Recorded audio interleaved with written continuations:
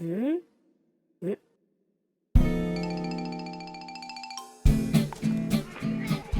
Donc l'objectif de l'unité d'enseignement, c'est vraiment de permettre à 7 enfants qui présentent de l'autisme de 3 ans à 6 ans de pouvoir bénéficier d'une scolarisation au même titre que les autres enfants, tout en bénéficiant sur un même lieu en fait de tout l'accompagnement d'une équipe pluridisciplinaire pour répondre à leurs besoins d'accompagnement.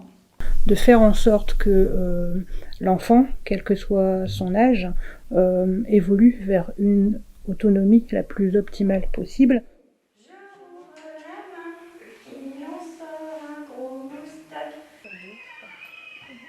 Les immersions, donc c'était des journées d'observation dans 5 UMA différentes de différentes régions, dont les Hauts-de-France, la Nouvelle-Aquitaine et l'Île-de-France.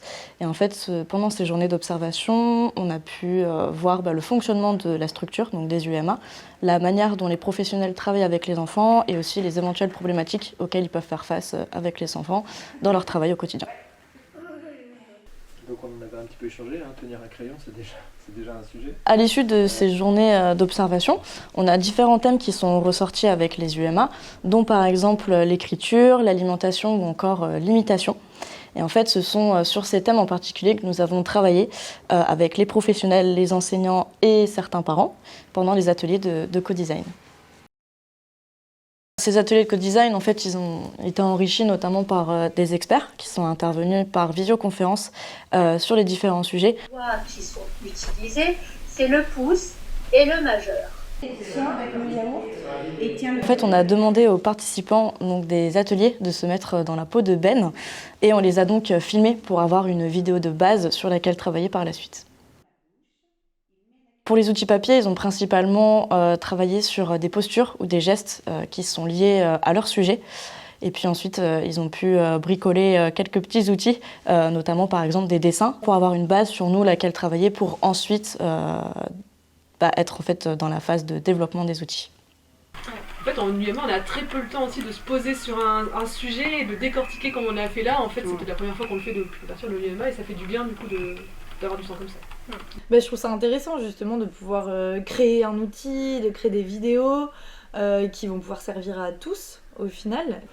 Et puis les mises en scène, ça permet aussi de mettre une idée, de l'appliquer et de s'imaginer la faire. Et c'est vrai qu'il y a des choses qu'on n'imagine pas ou qu'on pense pas et du coup qu'on réajuste. Donc non, j'ai trouvé la méthodologie très très bonne. J'ai trouvé cette journée très créative. On nous a laissé la parole et ça nous a permis de se sentir vraiment à l'intérieur d'un projet, ce projet qui pour moi est collectif. Je trouve que c'est intéressant de pouvoir montrer aussi aux familles ce qu'on aura mis en place pour leurs enfants et de participer à améliorer le quotidien des enfants et des familles. Lorsque je découvrirai à nouveau l'application Ben le Koala, je me dirais ça c'est avec l'équipe, ce sont toutes les idées de toute l'équipe qui a permis d'aboutir à cette idée-là. Et voilà quoi, donc bravo Ben le Koala.